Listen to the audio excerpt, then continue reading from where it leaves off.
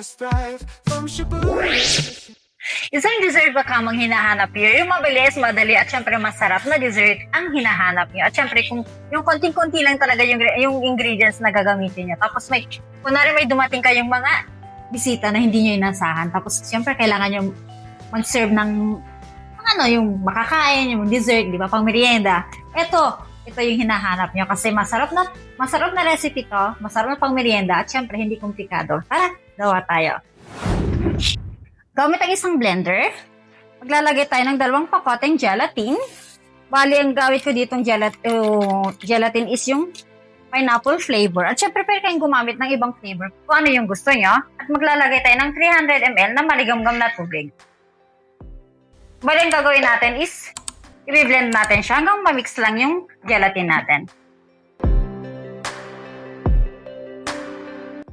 Yan. Pag na-mix na yung gelatin natin, bali, ang gagawin natin is, bali dito is mayroon tayong all-purpose cream,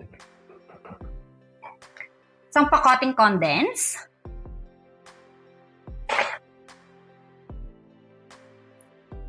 yan. At ang gagawin natin ulit is, i-blend natin siya ulit, mga 2 minutes lang.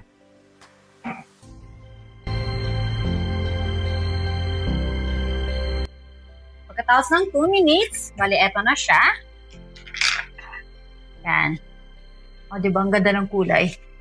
Bali, ang gagawin natin is, dito sa baking pan natin, buhos natin siya. Bali, ang gagawin natin is, lalagay natin sa ref, hanggang sa tumigas yung siguro mga 2 oras, hanggang sa tumigas lang yung dessert natin. At yan, pwede na siyang i-serve.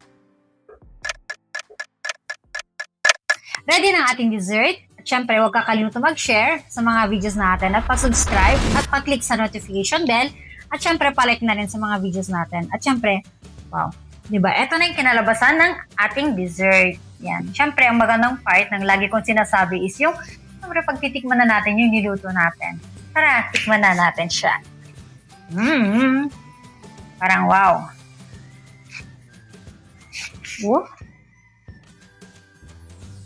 Wow. Oh. Yan. Wow. Parang, uy, kreming-kremi siya. Oh. Sarap. Ano siya? Hindi siya sobrang tamis. Tapos nagme-melt sa bunganga. Tignan nyo naman. Wow, masarap siya. Ang maganda dito sa dessert na to, na ginawa natin is, konting-konti lang yung talaga yung ingredients natin, di ba?